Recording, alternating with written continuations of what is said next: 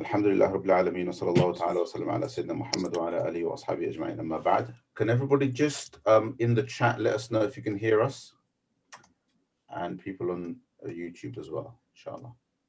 Jazakumullah khair. Okay, so I'll go straight back to the beginning. So first and foremost, welcome, and I will explain a little bit about the background of how this came about, because that's kind of important for you to understand context. But first I want to introduce a guest who I sort of informally invited on. We never managed to put anything on the post or anything like that. So I'm going to be joined and helped, inshallah ta'ala, by Shaykh Salman Nasir today, who is completing a master's in Al-Qura University at Mecca. He's a good friend. We regularly have discussions, and also we've had him at Ibrahim College in my days at Ibrahim College. So alhamdulillah, it's great to have him on here. Shaykh Salman, if you I haven't heard you say anything, so welcome, and inshallah. Assalamu alaikum. What are your salams? Assalamu alaikum. Can you hear me? Alaikum salam. So Shaykh Salman is we're kind of going to bounce off of one another, inshallah ta'ala. And the reason why we have a bit of an informal nature to this is because this whatever you want to call it, this event came about because on the Telegram channel, which I recently launched, the Mawarid Lifestyle Telegram channel, there was a question that came up. So I've opened the channel up for Q&A. A question came up, and then we kind of bounced around the idea of having live sessions if we felt a question required further discussion. So it's a good idea. The brother who asked the question generously volunteered to also help put it together. Brother Bilal, who will be helping us stay organized inshallah today, also helped put it together. We quickly put a little poster together, and that's it. It got out there. But I expect most of the people here to be people I know, because we've put it on we've put the link, particularly the new link, on the Telegram channel. People on YouTube also welcome, inshallah ta'ala, to comment and ask questions and participate. But that's basically how it kind of came about. So therefore, there's going to be something of an informality to it. The way I'm going to conduct this, inshallah ta'ala, is I'm going to read the original question and then make that the basis of discussion. And then me and Shaykh Salman are pretty much going to kind of butt in on one another. I think that's okay, right, Shaykh Salman? And kind of discuss like that, inshallah. So there's already more people than I actually expected, given the disruption we had. So the original question is quite an important one. It was, in this current age of social media,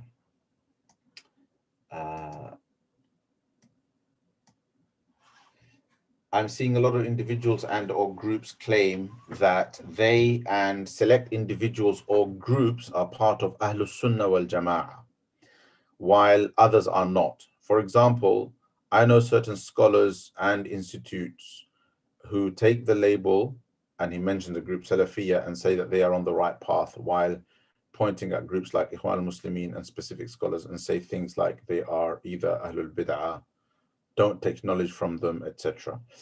So that's, I wanted to ask, how do we deal with this, as it is no longer easy to ignore? I sincerely believe in the idea of going to scholars I trust to ask questions, but this whole drama of labeling and othering causes some doubts about whether I am on the right path.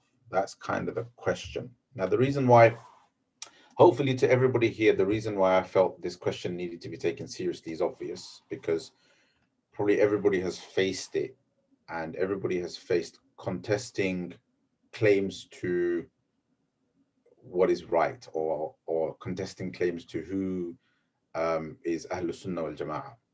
All right. So that's basically what we want to talk, what we want to discuss. I did give a brief written answer on the group. We won't go over it. I'm sure some of what's been mentioned on there is going to be covered. But for the people who've seen that answer and for people who haven't, I wanted this to be an opportunity to kind of unpack some of that, as well as take further questions around this particular issue. Now, let me begin with a disclaimer first, and then we'll talk some more, inshallah. So firstly, look, I'm not going to talk, we're not going to sit, this is not about any individual group. So the question, for example, mentioned the Salafiyya and mentioned Ikhwan al-Muslimin. I want to speak about the principle of what is correct and who is who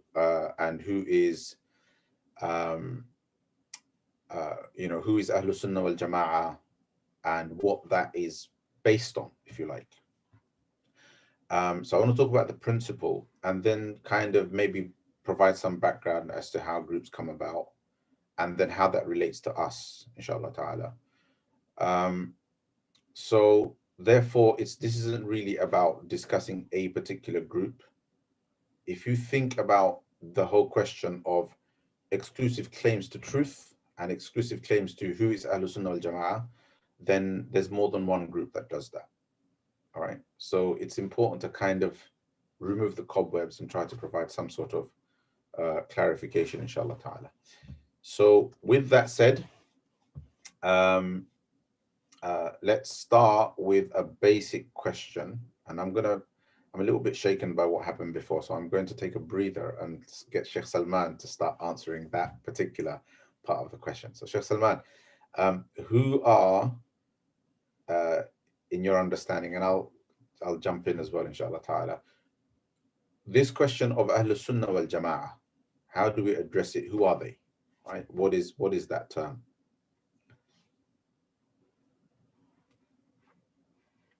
Do you wanna come in, inshallah? You got to unmute, yeah? Hold on. There you go. I stopped everybody from, I muted everybody. Yeah, when you muted everybody, you muted me as well, so I wasn't actually letting me. All right, so over to you. So unpack that for us, inshallah. Sure. Bismillah, alhamdulillah, salatu wassalam ala rasulullah wa ba'd. This is an interesting question, and I'm glad you started with this particular question, because I think, and this is kind of ironic, but we always have these discussions of who is Ahlus Sunnah and who is Ahlul Bid'ah, and different groups sort of exchanging these sorts of accusations. Because what's ironic is that this term has become a term that, obviously there are certain Muslim groups that don't claim the term. I mean, obviously it goes without saying, the Shia don't claim to be Ahlus Sunnah. So there are certain sects that don't claim to be Ahlus Sunnah. But if you look at the majority of the Muslim population, the majority of the Ummah, if you ask them how they identify themselves, I mean, obviously they might have multiple identifiers, but generally speaking, the majority of the Muslim Ummah, if you ask them, how do you identify yourself? They will say, we are Ahlus Sunnah. Everyone makes claim to that title. The majority of the Muslim Ummah identifies with this title. Yeah. And obviously, one thing that is also really obvious, and I don't think anyone can deny, is that generally speaking, when it comes to all these different groups that identify themselves with this title of Ahlus Sunnah or Sunni, regardless of the differences that they have between them, there is a larger shared scholarly tradition going back to the very early days of Islamic history that is shared between them. You don't have, for example, one Sunni group says that, we hate Sahih al-Bukhari. You guys have Sahih al-Bukhari. We have, the Shia, for example, have al-Kafi, al-Kulaini, and other books. But, we don't have any sort of dispute in that sense. Generally speaking, the Imma that are recognized, particularly the early Imma, everyone obviously respects the Sahaba. This is generally a point of agreement. The major Imams of the Salaf from the Sahaba, the Tabi'een, Atba' Tabi'een, the four Imams. So there is a very large shared tradition. If you look at, what are these books of tafsir that that are part of that tradition. Again, it's a shared tradition. Fiqh, all of these different sciences, all of this, the scholarly tradition of Islam, it really is a shared tradition. Obviously, each school might have its own sort of focus, its own sort of unique features. They might give importance to certain scholars, but in large part, there's a shared tradition. Unlike, for example, with certain groups like the Shia obviously they're coming from a completely different tradition. There's not that, obviously, there are certain things that are shared even between the Shia and Sunnis, but very clearly they're part of a separate tradition. So there is this shared tradition, and then there is this common claim that all of them are saying, we are people of Sunnah. So then the irony is that each one is then, well, not necessarily each one, but many of these groups are then turning around and saying the other groups, they're not from Ahlus-Sunnah, they're Ahlul Bidah. And the other group is saying, no, we are the Ahlus-Sunnah, you are the Ahlul Bidah, and so forth. The irony in all of this is that Ahlus-Sunnah wal Jama'ah, to begin with, technically speaking, is not a Shari'i term. It's not a term in the Sharia. It's not, there's not a term in the Sharia where in the Nusus of the Quran and the Nusus of the Sunnah it identifies that these are the Ahlus Sunnah and these are their traits. Help everybody out by mentioning the English translation of some of the terms. Yeah, inshallah. I know the two of us. Sorry. I'm sorry. I live in Saudi Arabia, so I'm so used to everyone. Even when I'm speaking English, everyone around me knows Arabic. Yeah.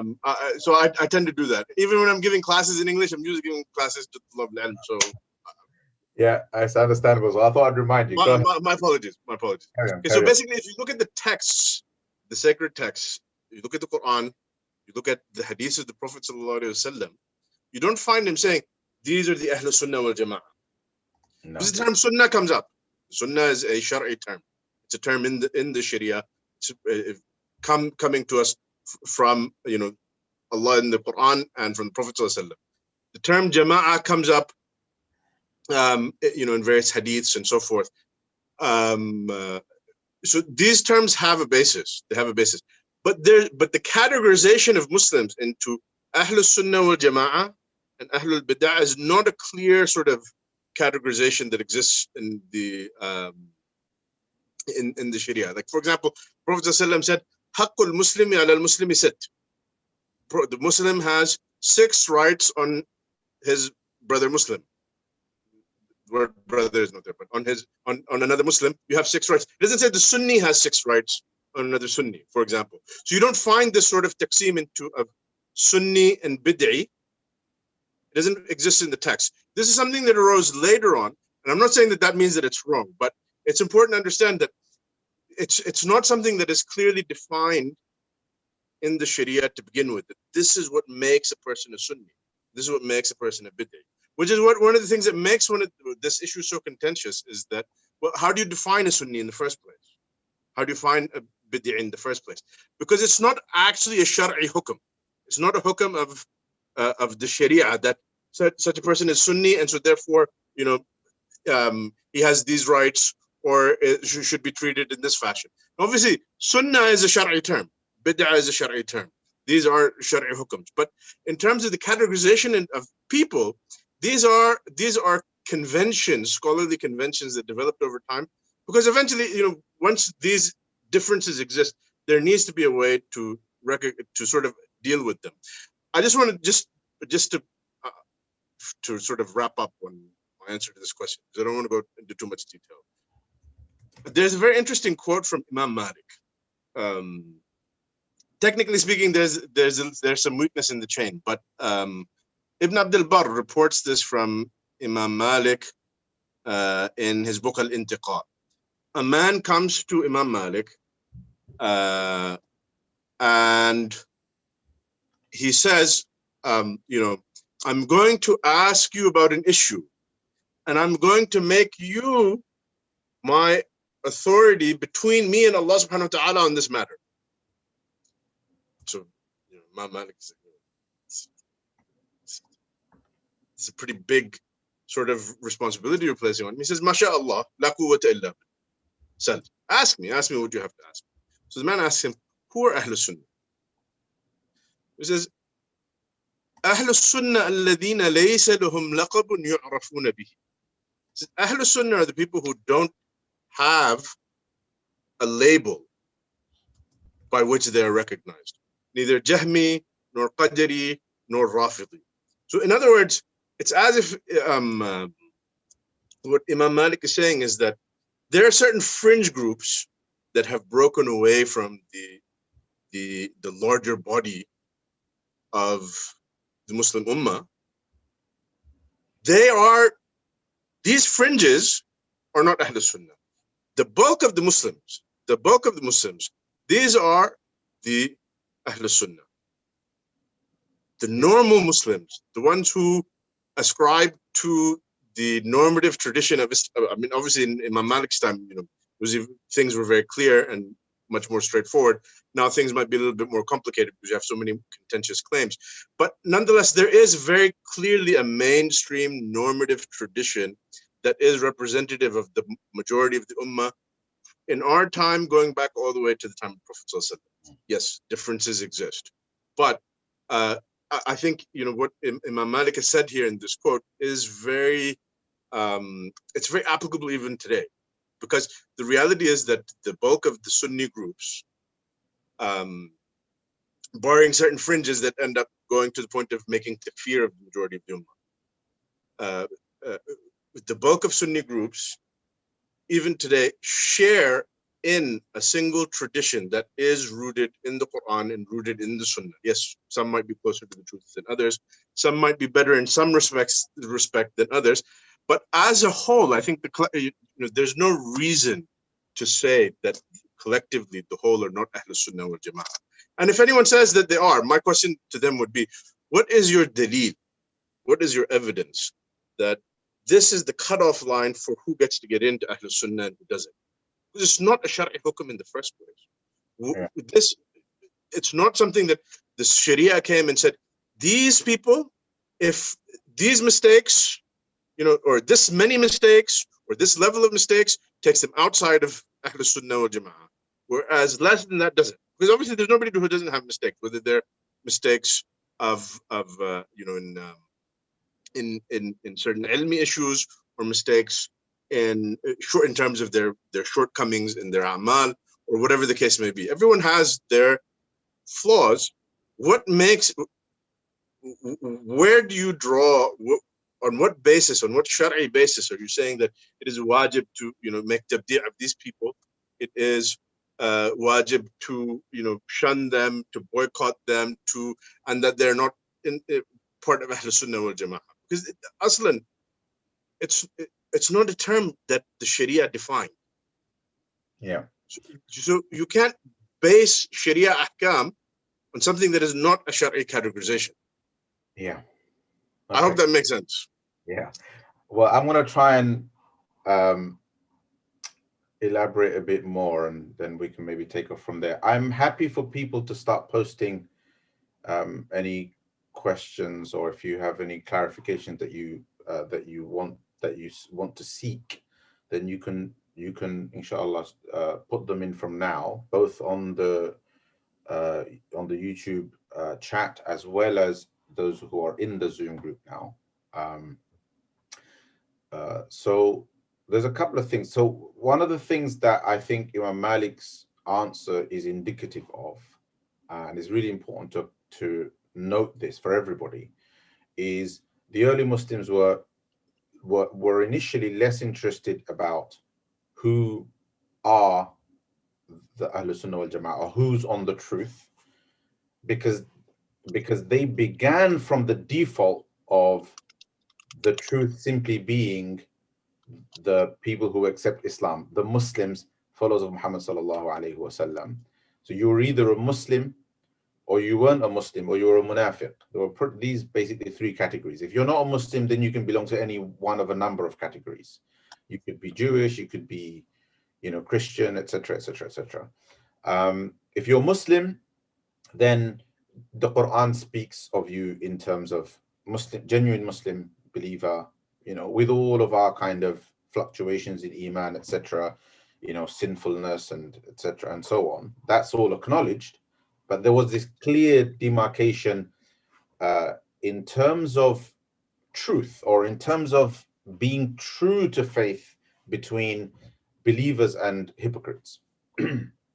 Right? But so if you think about it, if you take the hypocrite category aside for a second, because that's not who we're talking to here, right? We're talking to Muslims.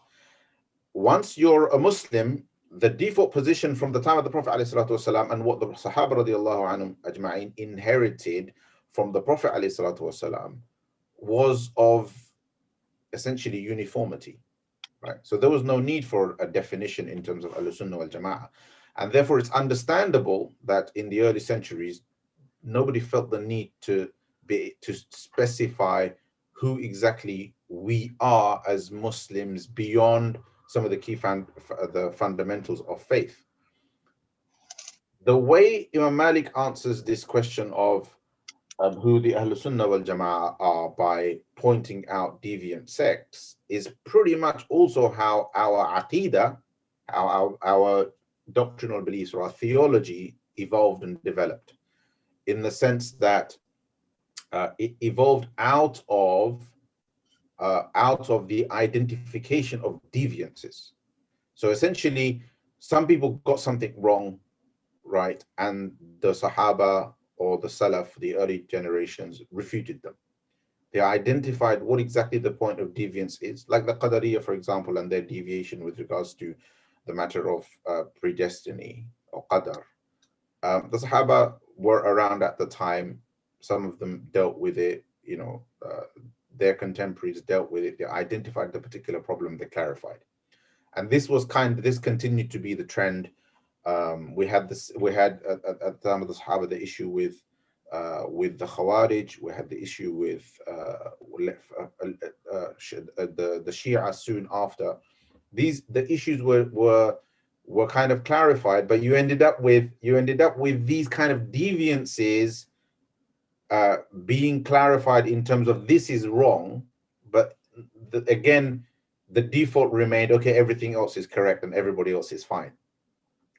So I think it's important to recognize this to understand why the idea of Ahlus-Sunnah wal Jama'ah kind of evolved into an eventual articulation of what the truth is. But again, the articulation was also based upon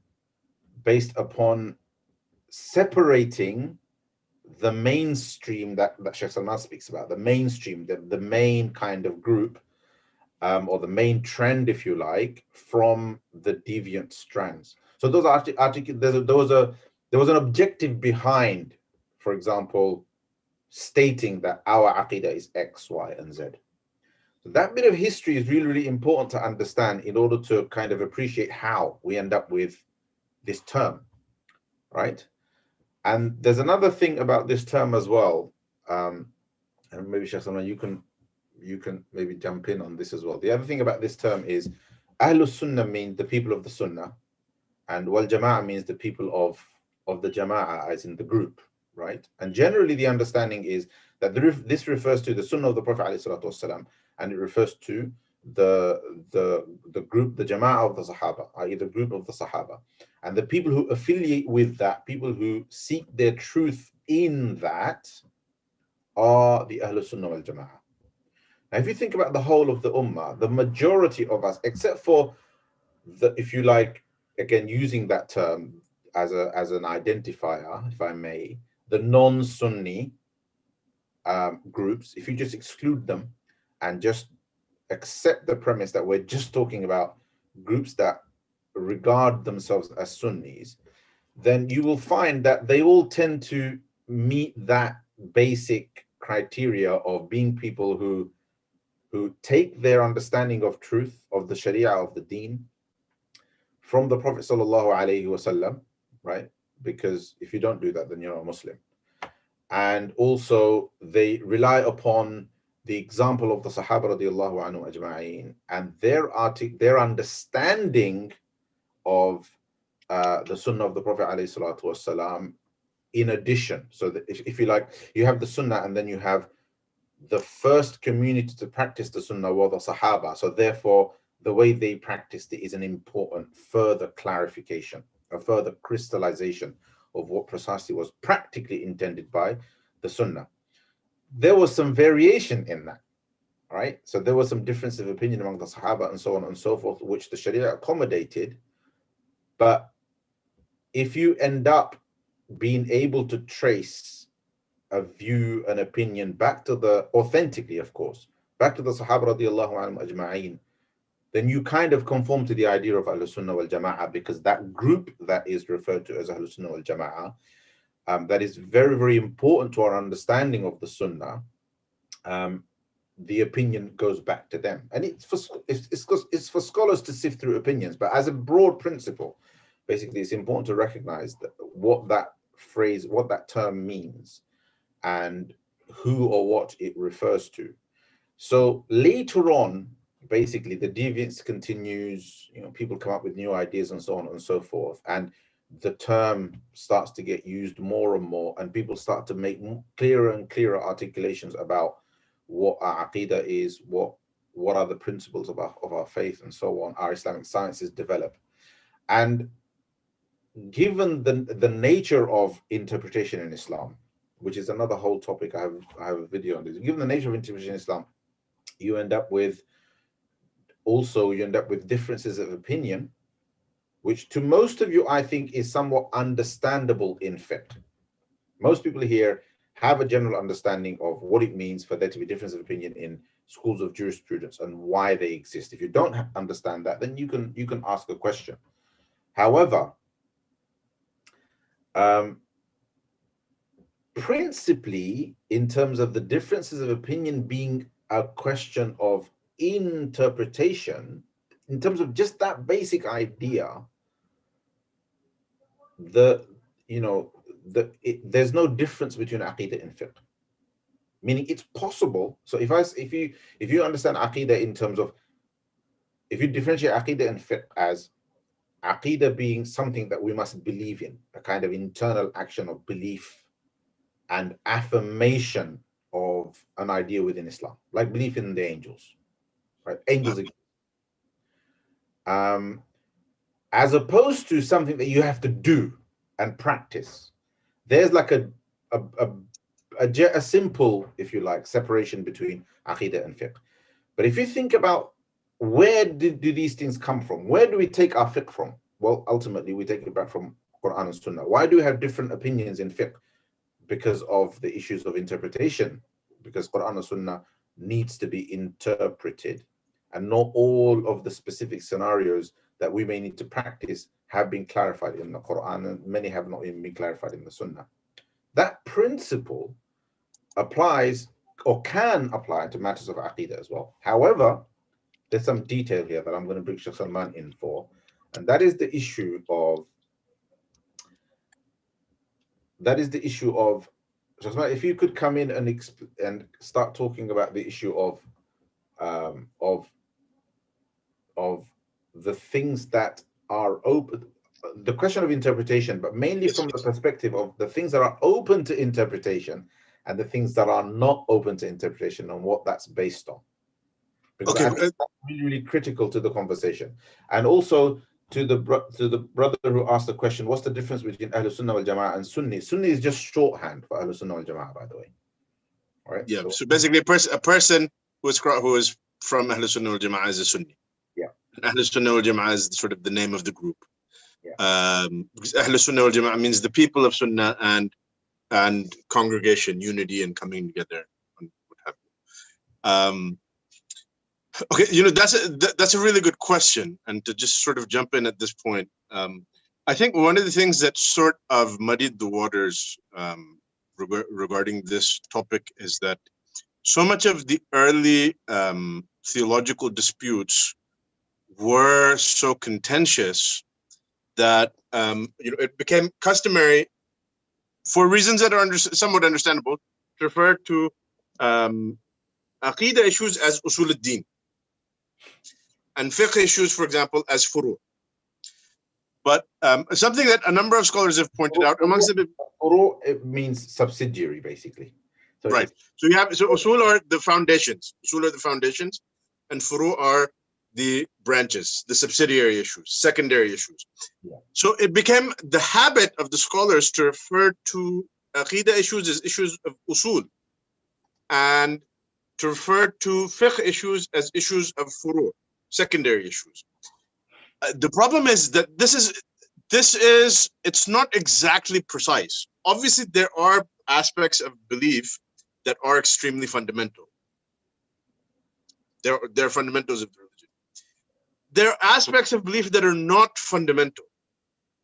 And then obviously they vary in their degrees of importance. And one of the evidences of this is the fact that even inside a single Aqidah school, like for example, we have the three main Sunni schools of Aqidah, the Athari school, the Maturidi school, and the Ashari school. You find inside of any one of these schools, you find even the scholars inside of this school will actually differ on some issues, right? I mean, if you can't actually go deep into any school and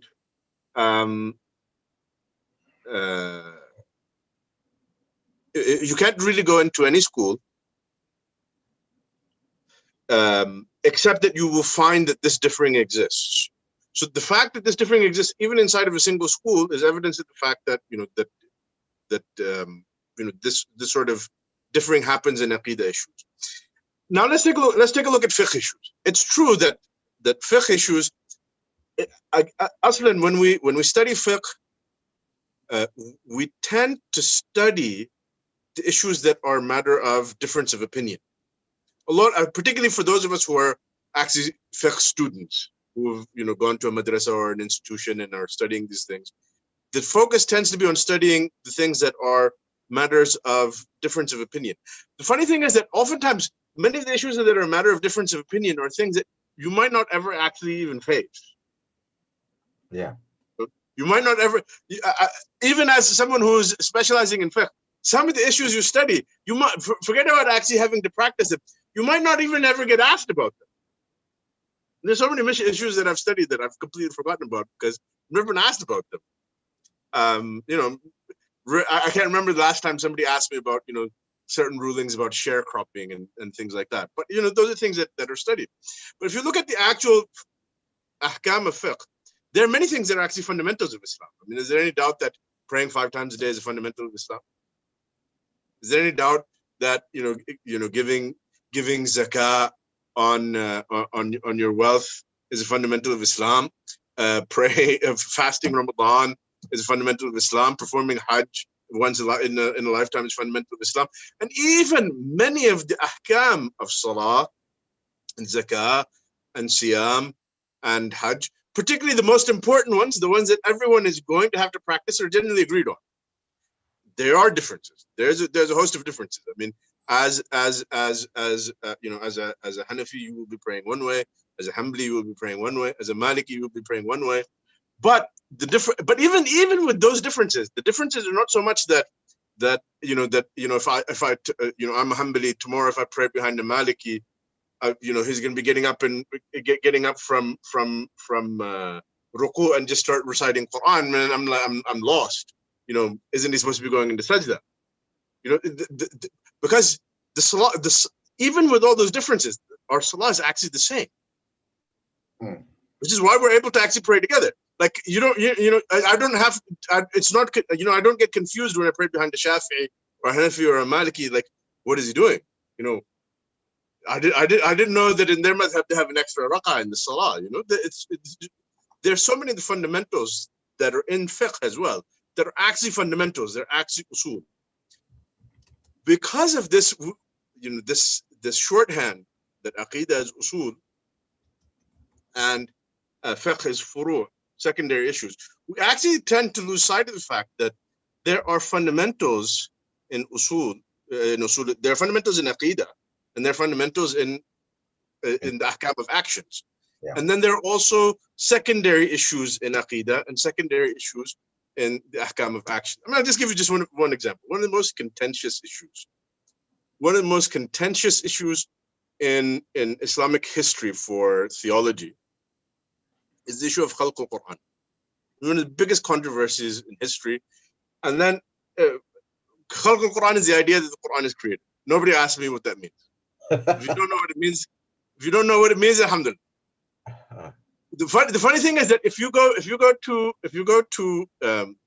study Aqidah formally, This is one of the issues that you have to learn about, because it is one of the defining things that defines Ahlus-Sunnah from certain other groups.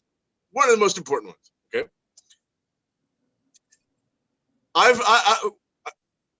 one thing that I did early in my studies was I said I actually went to laymen and I asked them, people that I knew that this person has probably never studied Aqidah, he's probably never taken an Aqidah class or read an Aqidah text. So obviously, you have now a lot of laymen that take interest in these things, so they read about them, so they're aware that maybe they've read an Aqidah Tahawiyah, so they know the points. Maybe they don't really understand the theology, the theological disputes underlying them, but they can tell you, no, as Ahlus-Sunnah we believe this, even if they don't know what it means.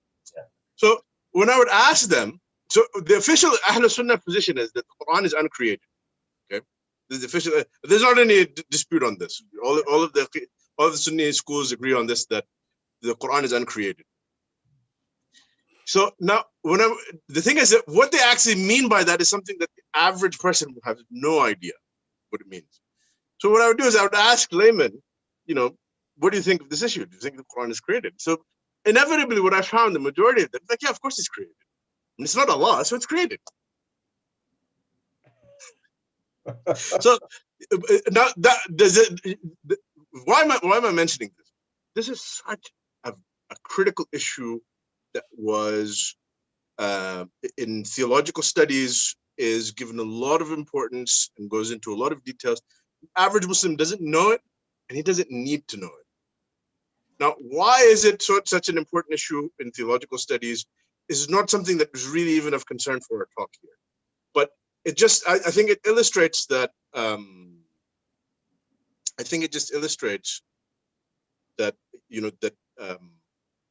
there are fundamentals that every Muslim needs to know.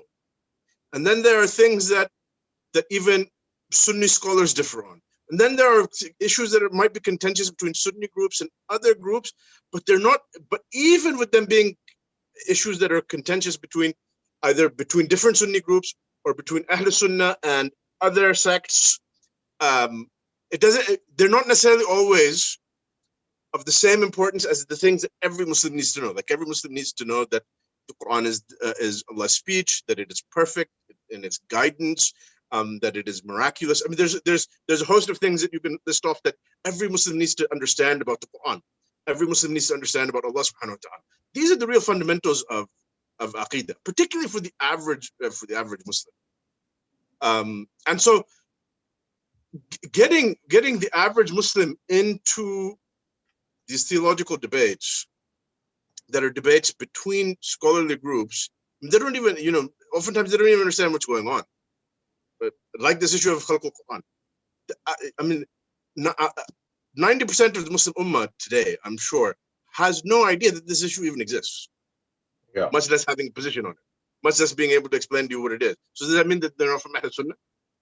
All of our Aqidah texts say that, Ahlus-Sunnah, they say this. The majority of people don't know. Does that mean that there's something wrong with their Aqidah? So obviously, I don't think that anyone would say that. I don't think that even some of the more hardcore sectarian people would say, yeah, I mean, at the end of the day, how can you expect the layman to actually really know about this? So there is an implicit acknowledgement there that not all of these issues are the same. Yeah. Okay. So let me try and simplify that for everybody. I'm sorry. I hope that I hope I was making sense. Yeah. So just for this, so let me try and. So I just remembered actually that when it comes to some of these fundamentals that you're talking about, Salman, I actually, on one of my courses, I have a couple of slides on this, and I'm going to try and share those. But if I may, just perhaps clarify a bit further. Well, firstly, in simple terms, there are things that are really, really important to theologians, to scholars, because a particular minutiae, like a particular detail of Aqidah that has certain dangerous implications, needs to be clarified. Why? Mainly and almost certainly because a group has made a big deal out of it. a particular group that eventually was perhaps considered deviant or considered off of the path, or away from the mainstream, made a big deal out of it. So this issue of of Khalq al-Quran that Shaykh Salman mentioned, right? Whether the Quran is created or not. Like, if it wasn't for the fact that a group popped up that insisted that it is basically that in our theology there's no other conclusion but to accept that the Quran is created. If they had never said that, with this particular conversation, that this particular example that Shaykh Salman mentioned, we may never have had to discuss it. So my point is, there are some issues of Aqidah that become important because they're attached to a particular sometimes certain philosophical premises that. Yeah. So essentially, might have... it's not so much do you need to be able to answer whether the Quran is created or not, right? But more kind of, some people believe that the Quran was created, and we have to be careful about that because this has the following implication. Does that make sense? Yeah, I think that makes sense, right? It has the following implication. Now, I'm an average Muslim, you're an average Muslim. What was the Quran revealed, the Quran and the Sunnah, what was it revealed to tell me this is what you must believe in? This is the key question. It's really the answer to this question that determines what we would call an absolute fundamental of Islam, right? And it's really on this point that I want to try and maybe if I'm sure you can all see this, right? But I'm going to share the screen, inshallah, if I may, and show you and just share these two slides with you. So there's particular class. I just suddenly remembered, actually. I was really distracted today, so I never had much time to think about this. So let me share the screen. And so jump in if there's any additions, Shaykh Salman. Sure. So here we go, right? So shall I full screen that? Can you all see that? Yeah, it does. Let me just fix it. Hold on. There we are. So you should now see a nice full screen. Yeah. So you can all see that. So let me. So this is really, ignore the title for a second, right? And replace the title in terms of things that we have experienced in our learning of faith, in our Islamic education, through our childhood, etc., that truly reflect fundamentals of faith. This is what I've tried to basically articulate here, right? Does that make sense? So rather than speak to you in technical terms, what I'm trying to do is speak to you in terms of your experience of Islam as a Muslim, growing up in a Muslim community, in a Muslim society, brought up by Muslim parents.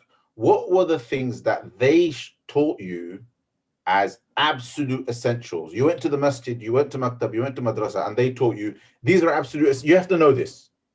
Most of you will be able to relate to this, regardless of whether you can find an evidence for it or not. But try to understand the principle of it, right? So I've tried to take the principle and connect it to how you learn Islam as a child. So below are some statements Muslims learn that represent some of the key beliefs of Islam. So there's an obvious one, well evidenced in the Quran and Sunnah. The first two are obvious, right? La ilaha illallah Muhammadur Rasulullah. If you want like the simplest and the most obvious articulation of two of the most fundamental aspects of Islam, they are the unity of Allah subhanahu wa ta'ala, tawheed, and also the messengership of Muhammad sallallahu alaihi wasallam. I think we can all agree with that, right? That is a fundamental of Islam. So la ilaha illallah Muhammadur Rasulullah. And then the shahada is additionally taught. It's really saying exactly the same thing, but in the form of a testimony, worded as a testimony. The difference here is just really just in that word ashhadu. And again, it's relevant because the Prophet ﷺ taught these words, right? As how a person testifies to their faith and affirms it. So it's become almost tradition. It's become tradition to learn that as a key statement of faith. Now, The other ones are quite exclusive to Bengali people and Asian people, right? But I still want to share them because they're quite profound. So most young people, especially anybody who's anywhere near my age, right? When you were at Maktab or Madrasa when you were young, you learned this. And I know a lot of people still learn it. So here's a basic articulation, right, that we learn as a child about Allah subhanahu wa ta'ala, which I think is really, really accurate, although I still haven't been able to find a source for it. But it's accurate, right? And that is, آمنت بالله كما هو بأسمائه وصفاته وقبلت جميع أحكامه. Those of you who learned that, you learned it as Iman Mujmal, right? Can you think of a source for that? I have not come across a source for this, like as in this was taught by so and so, or this is from this book, or from this sheikh, or this alim. I mean, I'm not sure what's the source for it, but I mean, Exactly. it's I mean, Iman Mujmal, I think is a pretty accurate description of what is. Yes, it's a pretty accurate description, but its accuracy and its simplicity sometimes goes over our heads because we learned it as children and it wasn't broken down to us. But if you think about all of these debates about Allah's attributes, etc., this statement cuts through all of them. Nobody would disagree with it, right? And basically what it means is, I believe in Allah as He is with His names and attributes and accept His commands. Simple as that. Nobody disagrees with this, right? The next one, again, another obvious one, confirmed in the Quran, in the Hadith Jibreel, and so on. Imam Abu Hanifa, in the Aqidah book attributed to him, basically says that it's wajib for everybody to say this, right? And that is, آمنت بالله وملائكته وكتبه ورسله واليوم الآخر والقدر خيره وشره من الله تعالى. And sometimes some of us as children were also taught as an additional clarification, والبعث بعد الموت, right? And that Ba'th Ba'd al-Maut bit might actually be in al-Fiqh al-Akbar, I'm not sure. Anyway, actually ignore that last bit, I just got a bit technical for a second.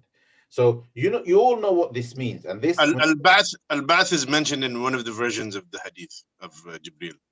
Okay. So now you all know what this means, right? So I believe in Allah, His angels, His books, His messengers, the last day, and faith that the good and bad of it is from Allah subhanahu wa ta'ala, right? And this is in all the popular kind of iterations of Hadith Jibreel or narrations of Hadith Jibreel. Basically, this is the wording. And when we were children, we were taught this is Iman Mufassal, meaning this is a breakdown of all of the key articles of Iman, right? Now, all of these, everybody here accepts these are fundamentals of faith. But here's the thing. Look at the next list of things. It's important to now understand what Shaykh Salman was saying about some things that may appear to not have anything to do with Aqidah to us, but they are actually fundamentals of faith as well as of practice. So the things that we've had before, they are, you understand conceptually, okay, these are things I have to believe in. So you get that this is a matter of belief. But some of these things are not matters of belief because our daily interaction with these things is in terms of things that we practice. However, in addition, they are also matters of belief. Meaning you have to believe in these things. And this is a key kind of clarification that needs to be made for any Muslim who wants to be a little bit more educated about their faith at a basic level, right? And that is, so the things that are known by necessity. So number 5 is another articulation. So now I'm going into how ulama tried to express the fundamentals. So one of the ways in which the ulama tried to express the fundamentals is they use this term called al-ma'lum min ad-din bid-darura. Right? Shaykh Salman, I think you kind of used the phrase briefly there. Al-ma'lum min ad-din bid-darura. And a simple way to put that in English is things that are known by necessity. And the way that's kind of explained by the scholars is that there's no exhaustive list of it, by the way, but this is how they explain it. They say it means these are things that are known by all Muslims, whether they're educated or not, right? Technically, that's not a very helpful definition. Basically, the idea is it's pieces of information about Islam that are sort of universal in the community, passed down from generation to generation.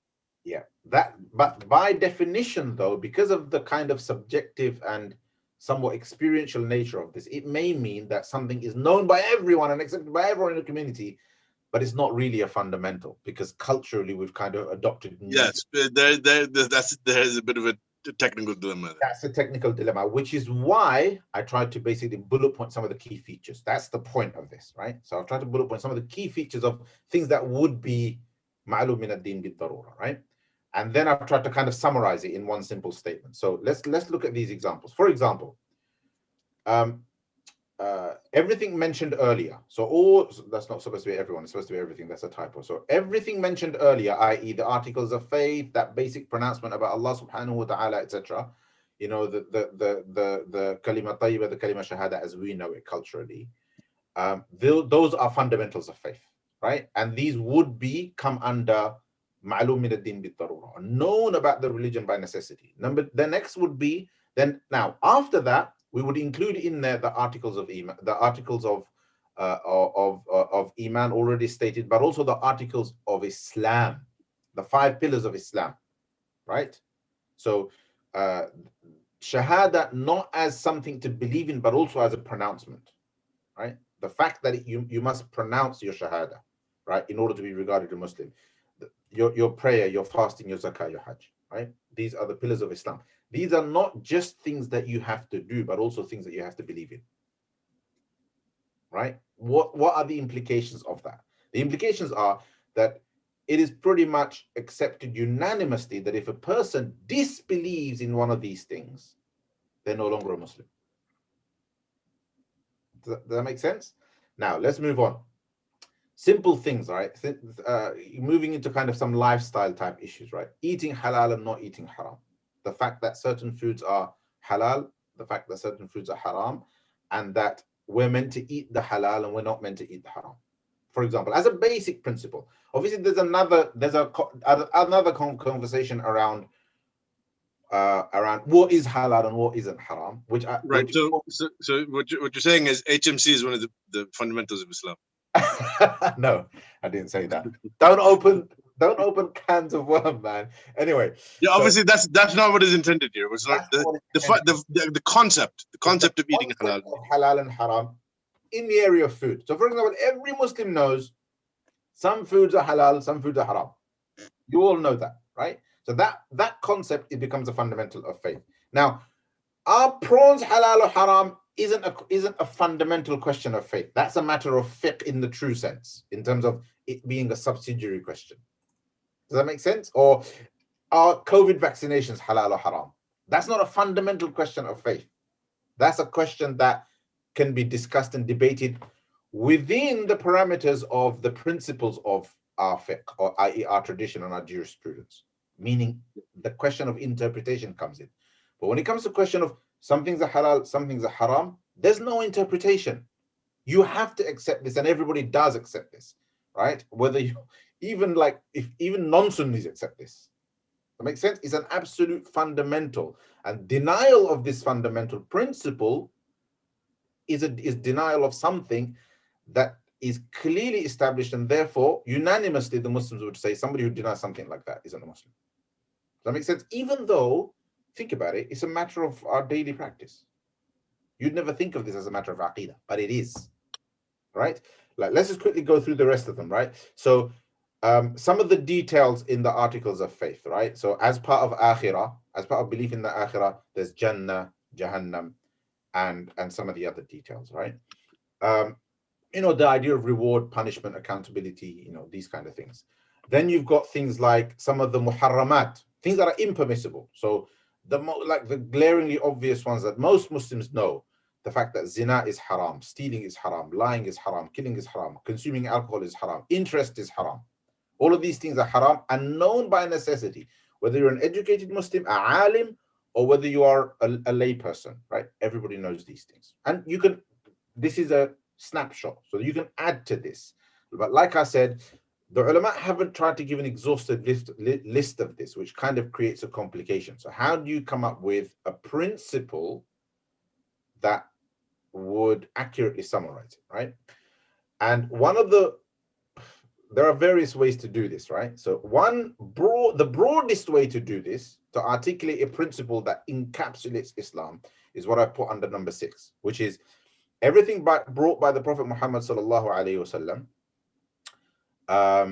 based on qat'i and everything brought by the Prophet sallallahu alaihi wasallam, and the bit in brackets is what it's supposed to mean is it's based on authentic, like absolutely authentic narrations or authentic sources. Basically, authentic reports in which there is no doubt whatsoever. They're 100% without a doubt authentic, as opposed to reports concerning which there's some dispute over their authenticity or some scope for difference of opinion. Basically, I suppose the best way to put that is to say reports that we believe based on our tradition and based on the principles of how we authenticate reports, i.e. hadith, basically, things that would be considered as so authentic that they provide certain knowledge. That's an important, perhaps, phrase to note. Things that would go down as providing certain knowledge.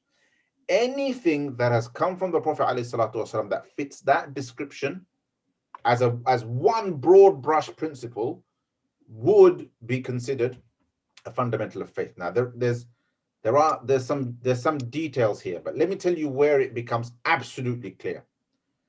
So anything that is authentic to the level of the verse of the Quran, a verse of the Quran. So anything that is as authentic as the Quran. I'm not going to go into, we haven't got the time to go into what that means exactly, but anything that is as authentic as the Quran and also clear in its meaning. What does that mean? It means every single clear and every verse in the Quran that is absolutely clear in terms of what it is saying, and there's no room for interpretation, regardless of what it is talking about, it is a fundamental of faith. I think there is one caveat here that needs to be made, because there are issues, whether they're issues of belief or issues of amal, of action, that while they might actually be qat'i, they might reach the level of being certain knowledge, they remain things that they're largely within the sort of the realm of things that are known to ulama and not to general Muslims. Now, that doesn't mean that it's okay then to go against them, but at the same time, I'm just as an example. Yeah. If we look at the laws of inheritance, there are certain things that if a layperson didn't know them, they would be excused because of the fact. There'd be no harm. I mean, if you look at the laws of inheritance, for example, many of the detailed rulings of the laws of inheritance are qat'i and agreed on. There's ijma on them, and the evidences for them are qat'i. They're qat'iyat in the Quran, qat'i reports. But that doesn't mean that the average Muslim, that his faith is lacking if he doesn't. Explain qat'i to them.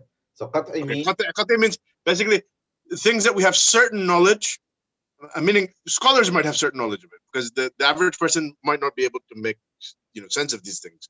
He might not know what these ahkam, what these rulings are all about anyways.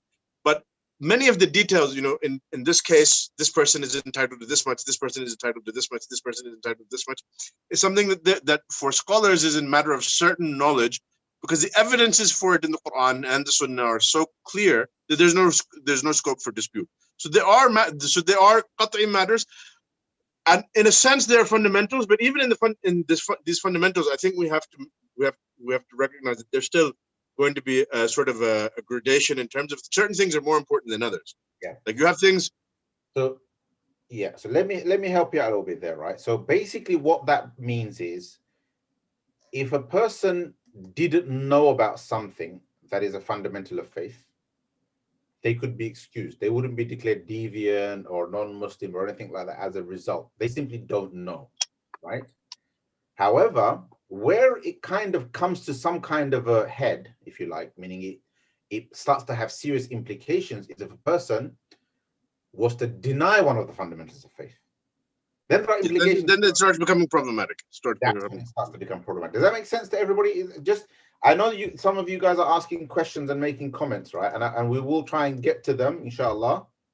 Hope Shaykh Salman's got time. Yeah, I don't mind. I've got time.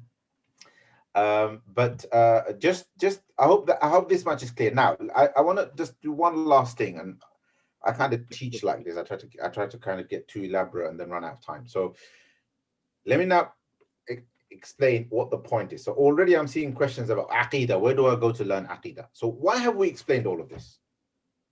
You've got to understand this. Well, the reason why I've explained all of this is to make you understand that in our Aqidah, meaning in our beliefs, there are things that we must know as Muslims that are undeniable, unrejectable, meaning that rejecting them or denying them would constitute disbelief or kufr.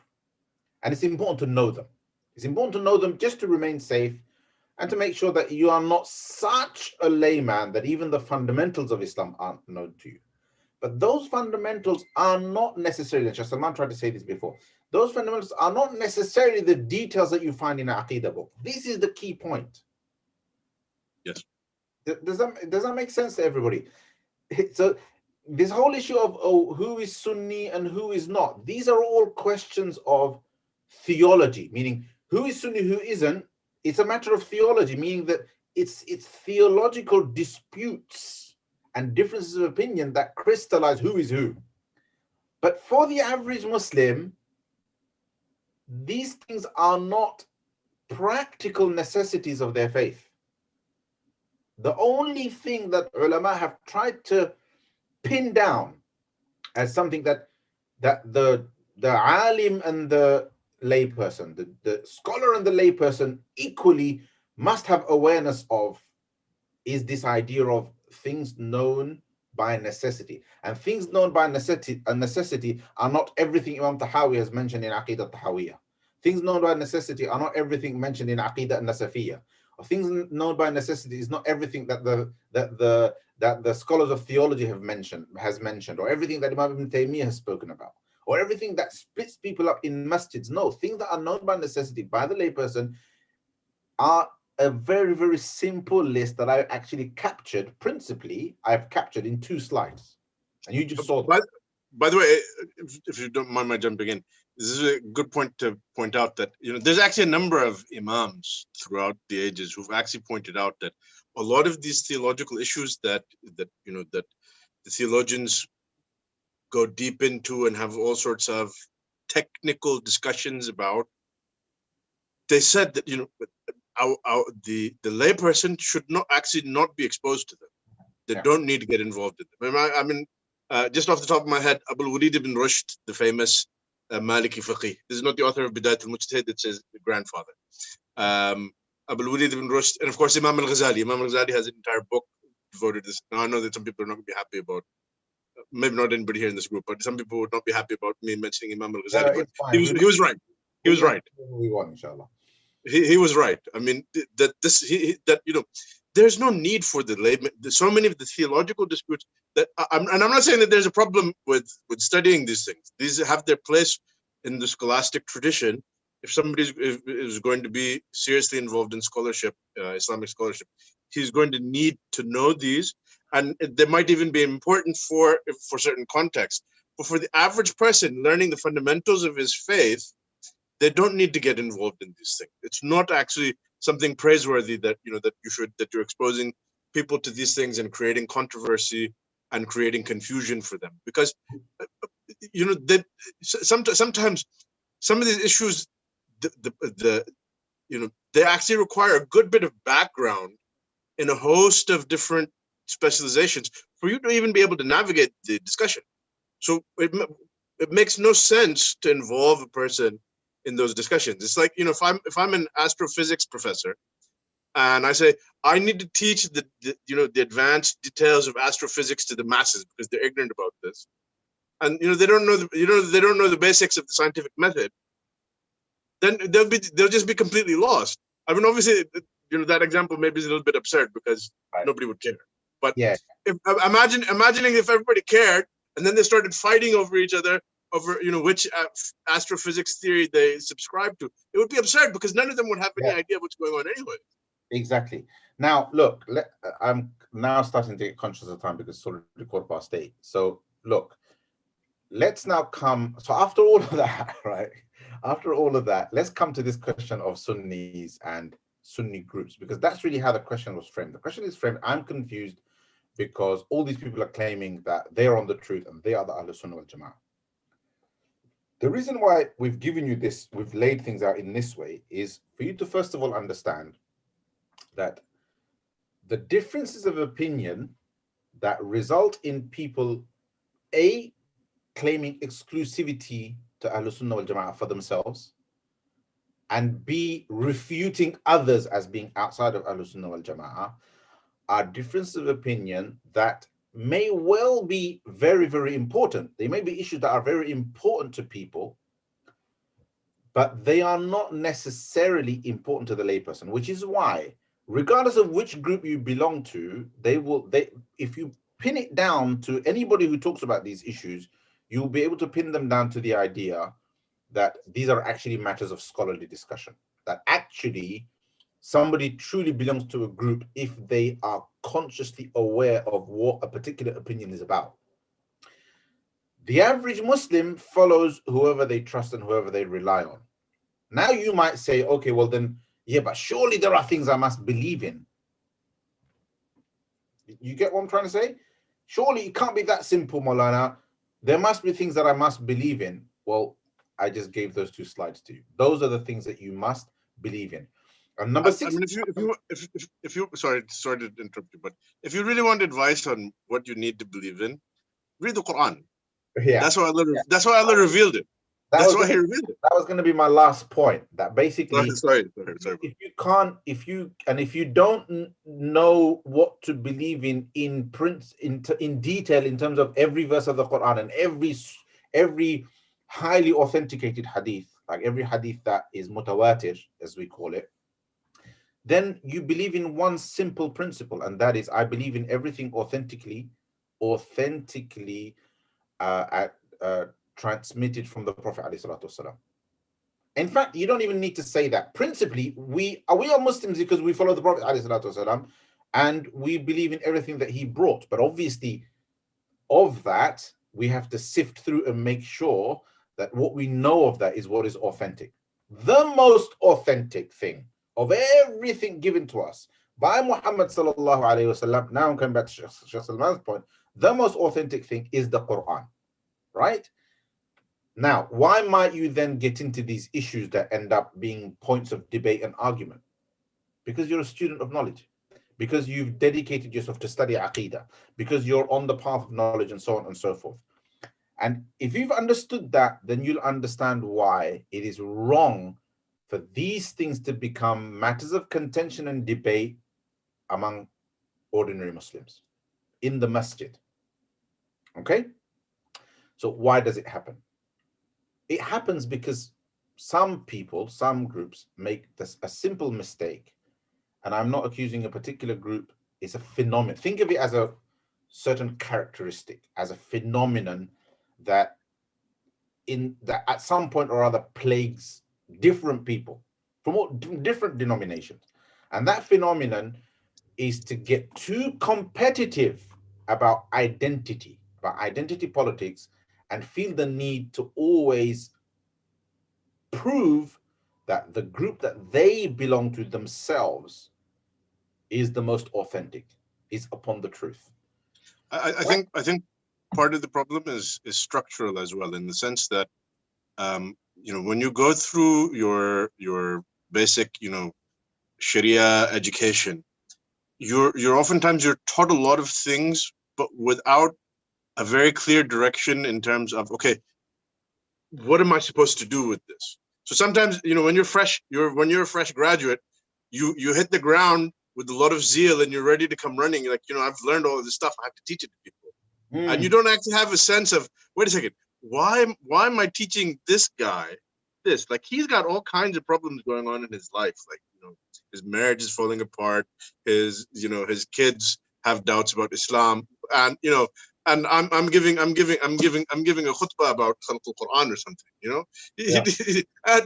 and because it's sometimes a little bit of too much zeal, lack of understanding of people's problems, and also the way there's a certain issue in terms of the way that we are trained we're not really trained with the sort of a clear vision of, okay, when we go into the communities, what exactly do we need to be focusing on? Yeah, Sometimes there's a lack of that as well. Definitely part of the problem.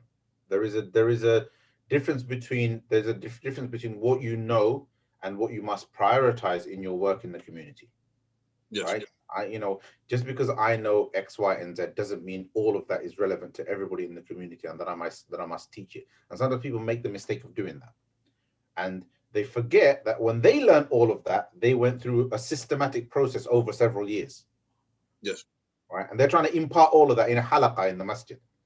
So this is the problem. And that's why that hierarchy of information, if you like, in terms of what is the most important bit of information, what is the next most important, the next most important is extremely important. Okay, so now I'm going to plug something, right, shamelessly, because, and wallahi, this was not my intention, it just came to my mind now. If you want to understand how the Sharia works, you should do the course that's on Mawa'id Lifestyle called How to Protect Our Iman in Today's Climate.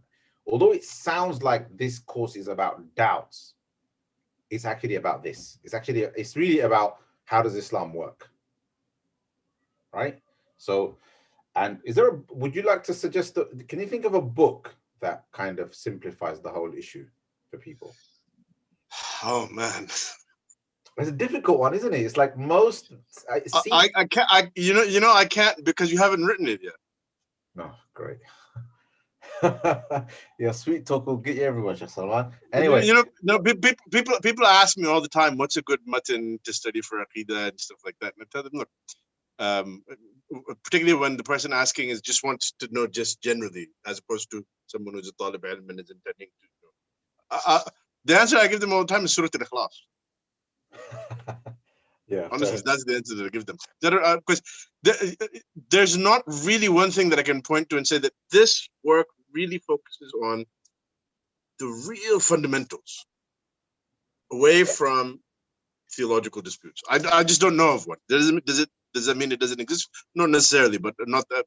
As far as I'm aware, there's not anything I can point to. Having said that, some of the things that I mentioned in those two slides are probably mentioned in quite a lot of basic books on Islam. Yes. The point is that actually the problem here is that we overcomplicate things for ourselves. Yeah. And sometimes people overcomplicate things for us because of the aggression in their da'wah. Now, I want to move on to start taking some questions.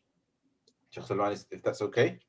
Yeah, sure. I think we've laid out the issue, and I know people came here thinking I want answers on who Ahlus-Sunnah are, etc., etc. But if things are not simplified in this way, then you will never come out of this confusion. And every time somebody says, oh, this is deviant and that's deviant, you're going to end up thinking, oh my God, am I in the right? Am I in the wrong? Actually, the idea of what is right and wrong in terms of our faith is actually fairly straightforward and simple, right?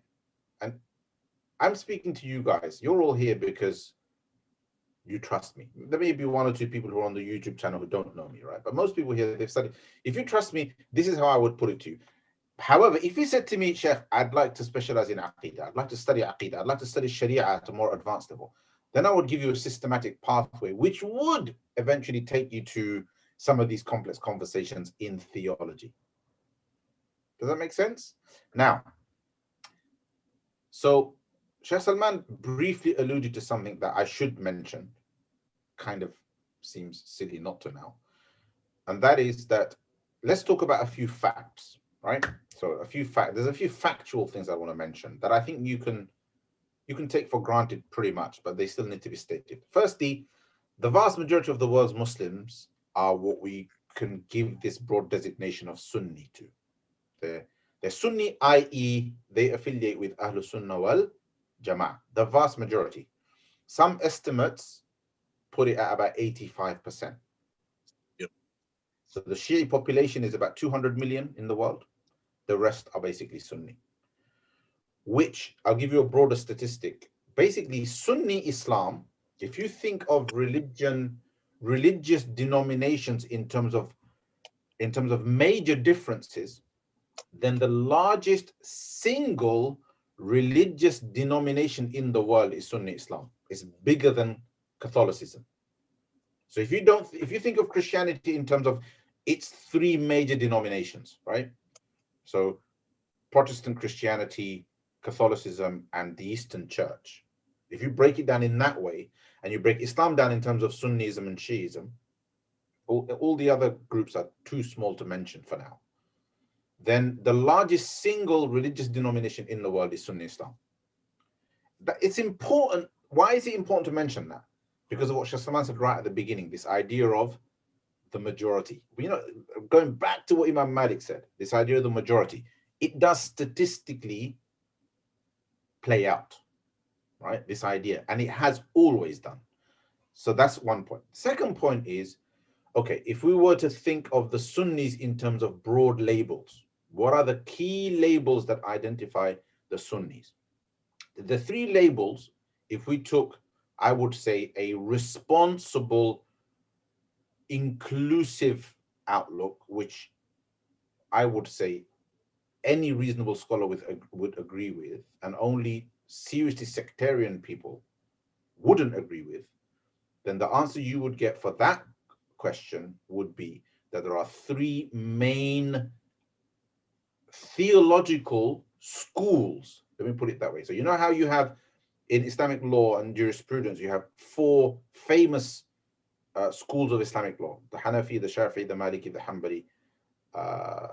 These are the four Islamic schools of law, right? Everybody knows that. Well, the less known fact among ordinary Muslims is that there are three theological schools. What does that mean? Let me just briefly just interject.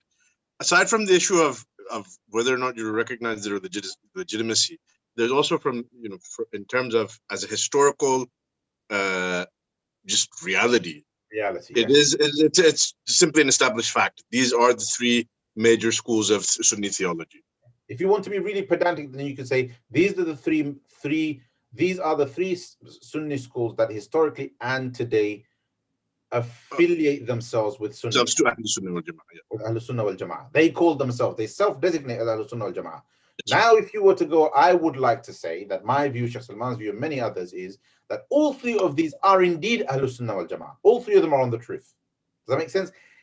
And regardless of the fact that they may, or one of them may, accuse the others of being deviant. You understand my point?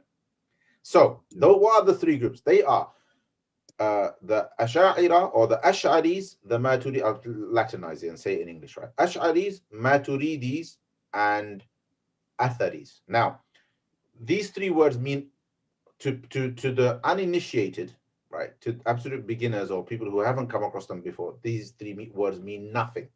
So let me translate them for you in terms of schools of fiqh. This is very broad brush, but this is used quite a lot in books, right? And generally speaking, any Sunni scholar will have been trained in some version of one of these three traditions. Yes. Inevitably. If we go back to the point that these are matters that scholars kind of get into, then any person who has even a half decent Islamic education but has reached that level of graduation, they're considered a sheikh or a maulana or an imam or something like that, then they have been trained according to one of these three in terms of theology. So what do we mean by theological school? We mean a method for articulating our belief system. So whenever you use the word school, what does that mean? School by definition implies methodology. I think I'm making this too complicated, but okay. Maybe there might be some methodological differences, but I think more than that is that each one comprises a fully developed body of creedal positions. Yes. Basically, certain belief points. Many of them on technical issues. Yeah, some of them are technical, meaning that outside of the two slides that I shared with you, there's lots and lots of stuff that really don't matter to the everyday Muslim, but nevertheless, they're kind of important, right? So they're important theoretically, and they're important historically because on these points there have been deviances. Some groups have become deviant on these points, and they're also important in terms of, like, they're important in terms of implication.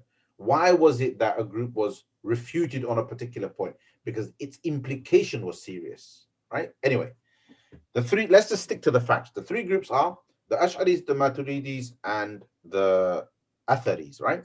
Now, what does that mean practically to you? How can you understand the Ummah today in terms of these three groups? Well, use some reference that you can identify, right? So most Hanafis, directly or indirectly, are Maturidi. Most Hanafis, right? Directly meaning they've studied theology based on that school, the way somebody might study their fiqh based on the Hanafi madhab, right? It's just a demographic fact that most Hanafis are Maturidi. They belong to the second school that I mentioned. And then most Shafi'is, traditional Shafi'is, Malikis, tend to be Ash'ari, right? As well as, and you can have some crossover. So you can get, the odd Shafi'i that might be Maturidi, the odd Hanafi that might be Ash'ari. In fact, the whole of the Indian subcontinent's Deobandi school is somewhat indifferent to the distinction between Ash'aris and Maturidis. And because the Ash'ari and Maturidi schools are so close in terms of their actual pronouncements, usually when anybody uses the word Ash'ari, they mean both. And this is a well-known fact, by the way, for anybody that... This also comes back to a very important historical development that happened. That over a certain historical period, there was sort of a cross pollinization, I don't know what you call it, where these schools increasingly started to overlap, and some of the differences sort of started dissipating. So for example, in many people in the UK kind of identify with Tablighi Jamaat or like Deobandi Ulama and stuff like that, and like obviously my educational background is with that, although I don't like labels, but anyway, I acknowledge that that's my educational background, and like they're almost even though technically they're Maturidi, they're almost indifferent to the differences between Ash'aris and Maturidis, and that's I wouldn't necessarily say that that's unique to them. So therefore, Ash'aris and Maturidis are very, very close, and they certainly consider each other to be absolutely on the truth, and they acknowledge both each other as Sunni. Let's move on to the third group, the Atharis. Now, again, if I was to say to you, who are the Atharis today? Like, how do I understand the Atharis today? Then they would be, broadly speaking, two groups of people: Hanbalis, people who follow the Hanbali school of fiqh, and another group is Salafis. And it's possible for, there's a bit of detail here. The Salafi designation, the Salafi label is very recent. It's about 300 odd years old, right? And it's basically, the contemporary Salafis are generally people who kind of are inspired by and follow the interpretations of Shaykh Muhammad ibn Abdul Wahhab Najdi of the 18th century, right? Yeah. 18th century. 18th century. Now, and that kind of became, eventually, over in time, became the official theological school of Saudi Arabia, i.e., not just Atharism or not just Hanbalism, but Salafism, in terms of as articulated by Muhammad ibn Abdul Wahhab Najdi. So if anybody's heard the word Wahhabi, that's what it's based on. I'm not using it as in a disparaging way, by the way. Some people do, but I'm not using it in a disparaging way. But that's basically where that word comes from. Now, however, not all Salafis are Hanbali. Not all Hanbalis are Salafi. So Sheikh Salman, for example, is a Hanbali, but he isn't Salafi, right? He would, how would you, in terms of Aqidah, what would you say is your... I would say that I'm loosely affiliated Athari.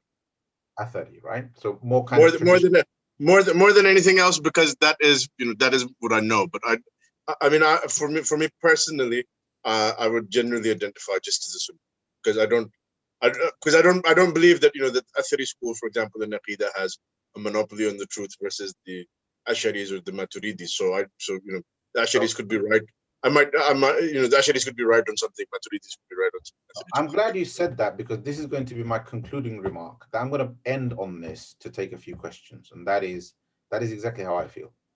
Although I have some familiarity with the Maturidi school in terms of all of my teachers would consider themselves Maturidi, etc., etc.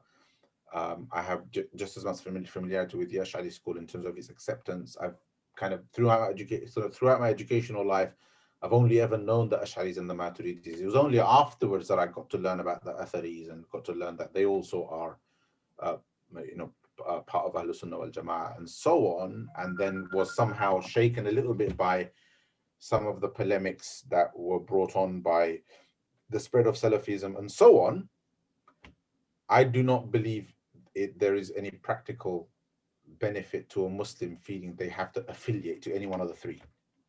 And therefore, for me, if I was to use a label for myself, I would limit it to Sunni Muslim. That much is sufficient. And really, the vast majority of ordinary Muslims, that is exactly what they are. You actually, even if you think you do, you actually don't belong to a particular theological school because you have absolutely no idea what it's about. How can you belong to a theological school if you don't know what it's about? You belong by extension. You think you're Salafi or Ash'ari or Maturidi because your teacher or somebody who teaches you religion, or you take religion from, told you that's what you are. Right? Because that's who they say they are, and you take religion from them. So it's an indirect affiliation. Directly, most Muslims can appreciate the idea that they're Muslim, and they can perhaps understand that I'm not Shia. I'm not Shia, so I'm Sunni. Does that make sense? Meaning, in terms of the Sunni-Shia divide, that's who I am. And the rest is really a question of what your level of knowledge is. The bare minimum is everybody should know the essentials of the deen. The rest of it is about one's journey of knowledge. And with that, I'm going to conclude mine and Shaykh Salman's kind of bits and take questions. I'm open. I'm happy to take extended questions, but we will have to close at some point. And we're actually already close to the kind of the end of the designated time that I give, but I want to go through some questions, inshallah. I hope this has been useful and people will remain patient, because I do know that people are going, and when we don't have as many numbers as we started with, although YouTube has increased. Okay, so why did the Salafis hold Ibn Uthaymeen in a higher regard than Bukhari? It's as if they don't accept Bukhari. Look, some things just accept as fact, right? That's just not true. It may be how it appears to be. Like somebody can say, why do Deobandis think Mullah Ashraf Ali Thanwi is more important than Bukhari? People can make these questions based on their own observations, but those observations don't mean anything in actual fact, right? So Imam Bukhari is universally accepted by everybody as one of the greatest muhaddiths the Ummah has ever seen, hadith masters the Ummah has ever seen. His book, the Sahih Bukhari, in short, it's not its actual name, but Sahih Bukhari is agreed pretty much across the board as the most authentic hadith compilation, or the most authentic book in terms of transmitted knowledge after the Quran, right? After the book of Allah subhanahu wa ta'ala. And everybody equally accepts him. Shaykh Uthaymeen is simply somebody who's recent, just like there may be a famous scholar in your school of thought who is recent that you affiliate with and connect with more, right? And Shaykh Uthaymeen, I don't think there's any need to mention names, but every group has certain scholars that they're referred to a lot. And sometimes to outsiders, some of the more overzealous followers of that group can make it seem, there's something wrong here. But it's not necessarily even that scholar's fault. Yeah, exactly. It's not because he's not necessarily going around telling people, listen, I know more than Bukhari, or even implying it or thinking it, or say, but because this person doesn't see Bukhari, he sees his Shaykh. Exactly. And he loves the Shaykh, and gets a little bit overzealous.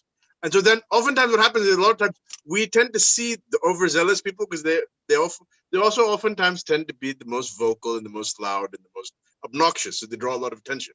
Yeah. So okay, so I'm not going to say any more on that question, right? The next question: how do Brailleries fit in? Right.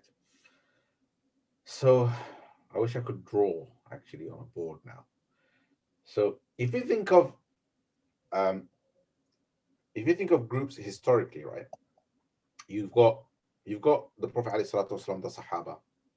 and around the time of the Sahaba and the generations immediately after, the earliest deviations in Islam happened. And there were these pronouncements, like Imam Malik's pronouncement about who is not part of the mainstream.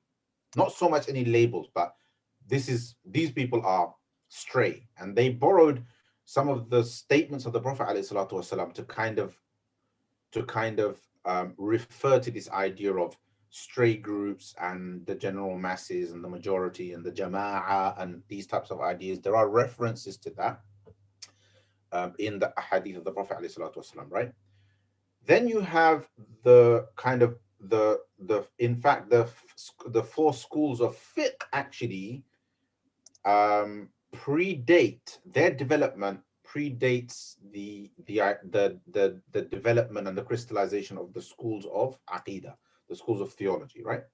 So there you go. There's a kind of there's a chronology there. There's a historical order, right? After you've got the Ash'aris, the Maturidis, the Atharis as three recognized schools of theology, then you have everybody else.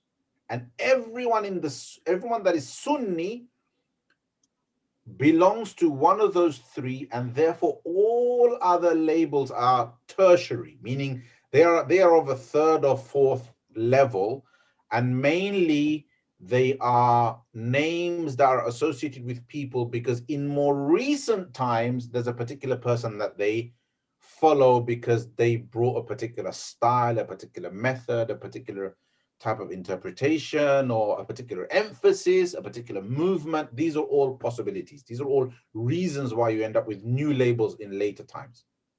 That's kind of how you ended up with the Salafi label and the Wahhabi label. And I would say the Brelwi label is like that. It's like that. It's a recent label based upon someone called Ahmad Reza Khan Brelwi, who gained mass following in the subcontinent, right, and continues to be celebrated among certain Muslims today. Now, where do the Brelwis belong in terms of the three main schools? Well, the Brelwis are almost entirely Hanafi, and they are almost entirely Maturidi. That's where they belong in terms of the old designation, the old labels, right? Why is there why do people argue about Brelwis, and why is there such a big dispute, etc., etc.? There's historical reasons. There are some pronouncements that their founder Ahmad Reza Khan Brelwi made against others that antagonized them, and this clash began, right? And there are differing views in the Ummah about the question of bid'ah, which should be for another day. I don't want to go into that now. The question of what is a correct representation of the Sunnah and what is an innovation in religion. It's something that the Prophet ﷺ addressed, but the Ummah kind of disagrees on certain practices as to whether they are or they are not bid'ah. In any case, principally in Aqidah, the Brelwis are Maturidi. So really, there isn't an issue in terms of the principles of Aqidah. There are certain subsidiary issues in which there may be kind of Aqidah-based implications, right? That their rivals overinflate and exaggerate. Everything else is really about practice. Is this permissible or isn't this permissible? So that kind of isn't really a question of Aqidah. It's a question of fiqh. Like, you might ask me today, is it permissible to celebrate my birthday?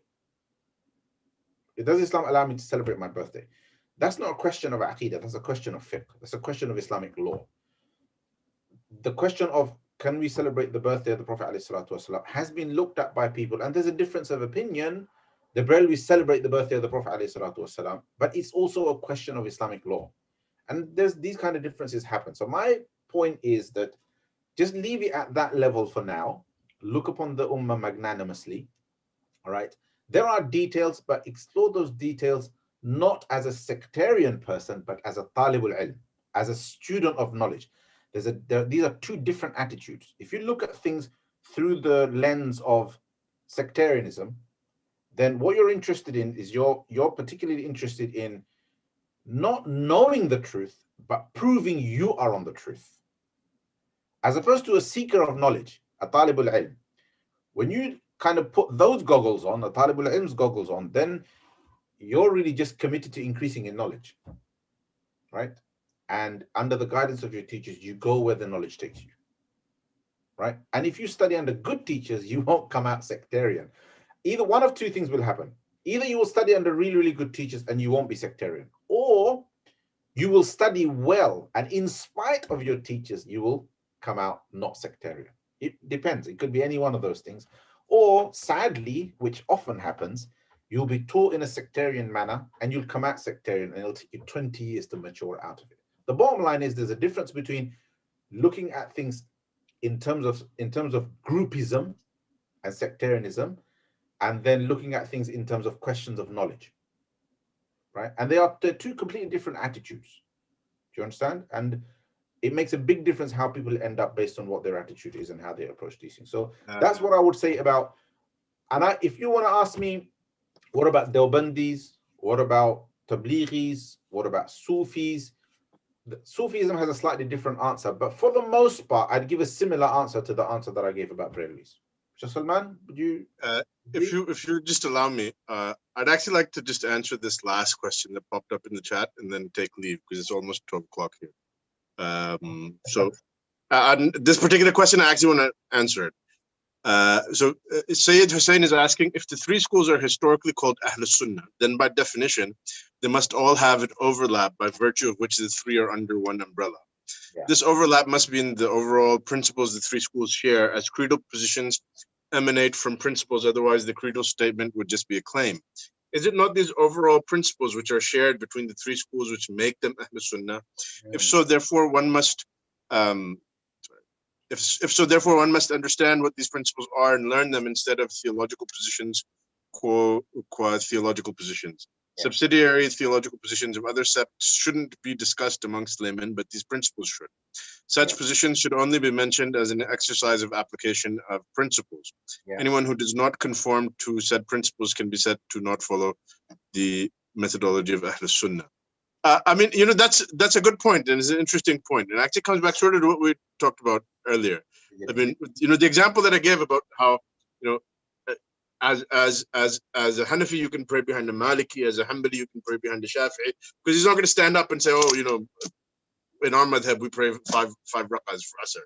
Or, you can also make Hajj together, because you don't have, for example, the Maliki madhab is saying, oh, you guys make Hajj in Dhul Hijjah. Allah subhanahu wa ta'ala says, Al-Hajj ashhurun ma'lumat.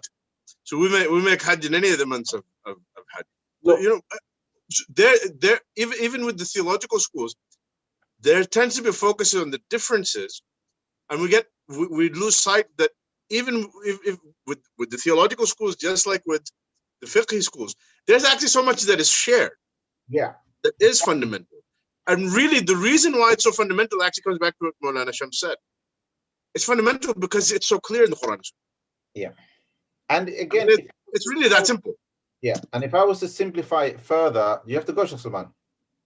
You have to. Yeah, I need to get going because it's all right. It's midnight where you are. All right, I'll answer a few more questions, and we're going to wrap up anyway, inshallah. Those who can stay. Those of you who are in the UK, and Jazakallah khair, Shaykh Salman, inshallah. I'm sure everybody appreciates your participation. I certainly do. It was my pleasure. It was an honor. Inshallah. Assalamu alaikum. So, look, what Shaykh Salman is basically saying, if you want to simplify it, and it's a really good question actually, but essentially, if you want a simple answer to what are those overlaps, surely they have overlaps. Yes, they do. What are they? Well, it's the vast majority of their pronunciations in Aqidah, right? The vast majority. How can I easily understand them? Well, remember my two slides. That's the simple answer, right? When it comes to the things that are known by necessity in religion, all three schools agree on all of them. All right. If you want specific examples of those, I gave you like a small set of examples, and really nobody's published an exhaustive list, which may or may not be an interesting exercise. Actually, might look into that one day. But anyway, what else? Shall I take one from YouTube then?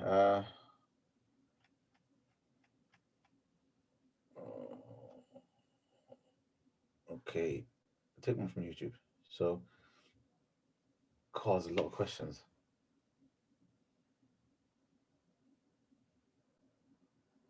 To the ordinary person, differences in fiqh are fairly understandable. However, why people have differences in aqidah, Ash'ari, Maturidi, etc., is quite confusing and can be a turn off. Well, the brother who asked that question Hope you're still with us. I hope we've kind of answered that question now. Okay, another brother. I see those who make certain actions which are not aqidah as identifiers of groups, like group dhikr. Is this an example of identity politics the Sheikh identified?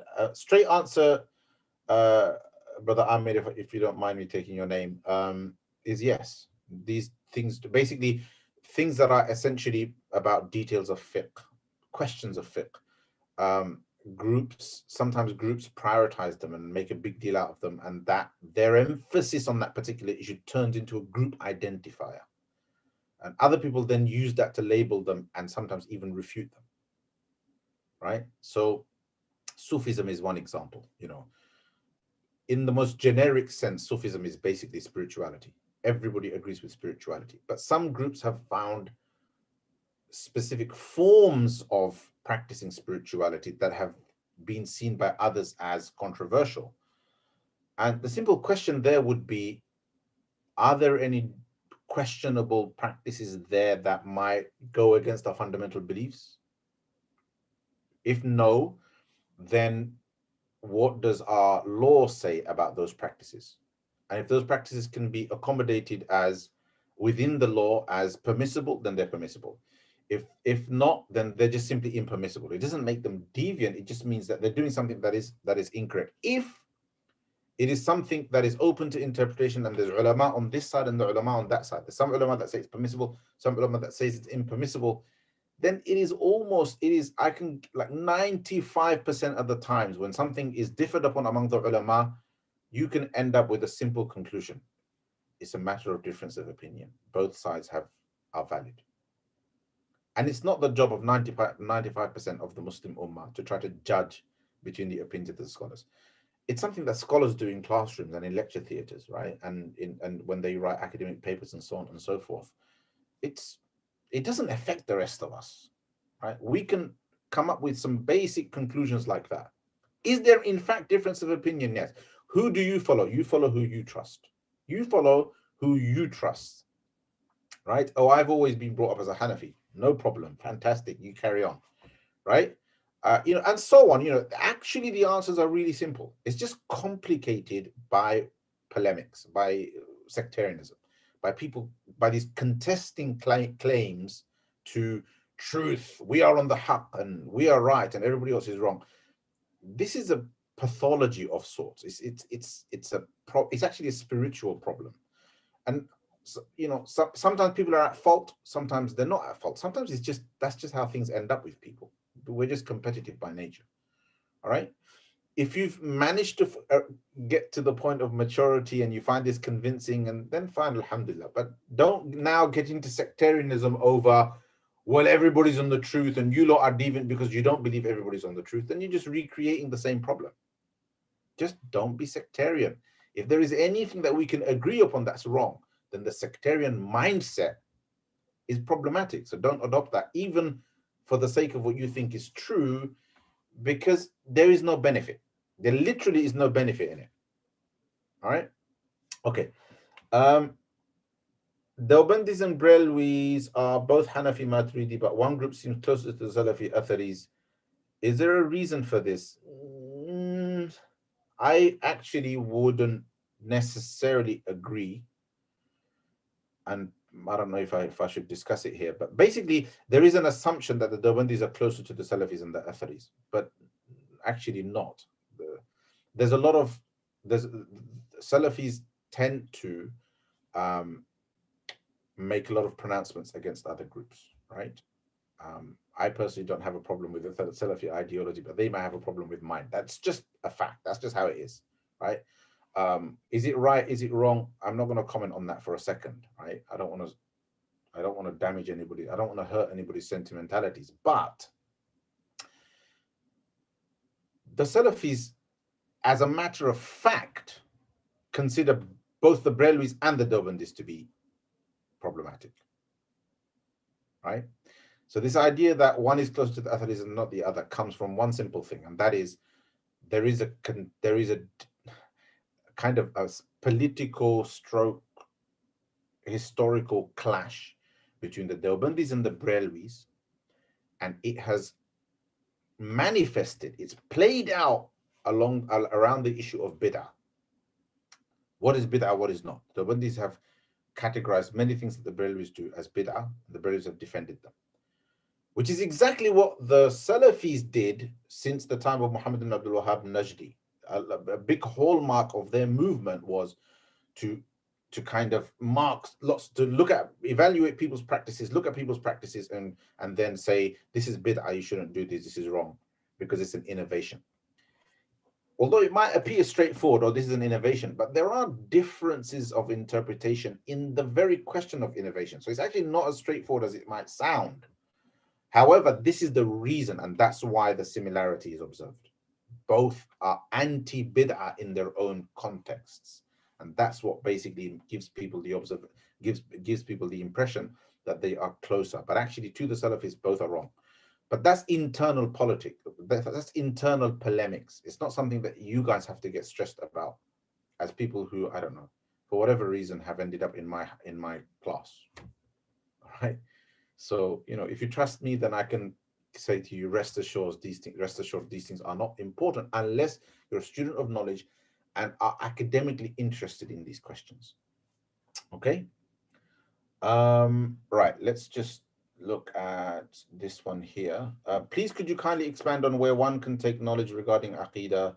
I often hear of things like the book Explanation of the Three Fundamental Principles of Islam by Three Fundamental Principles of Islam book by Muhammad al-Uthaymeen, and also Kitab al-Tawheed. I'm new to this discussion and would like to study regarding Allah's names and attributes further, inshallah ta'ala. However, I am not sure where to start, especially as there is sometimes some differing views about some serious things, such as the use of words like Allah's hand and face, etc. As a beginner, I have always just followed the Quranic translations, etc., and understood it as some attributes just being behind human comprehensions like any other creation, but nonetheless,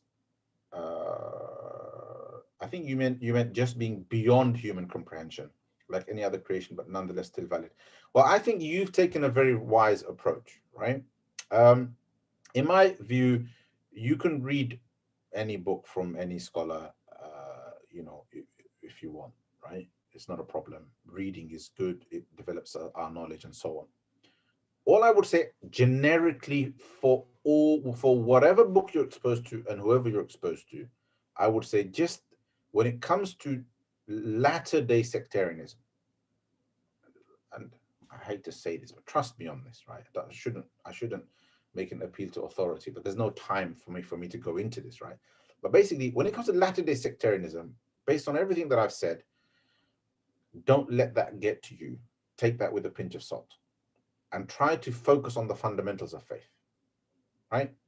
All of those books of Aqidah will talk about the fundamentals of faith, regardless of who you learn from. That is, if you are approaching your learning simply based on books.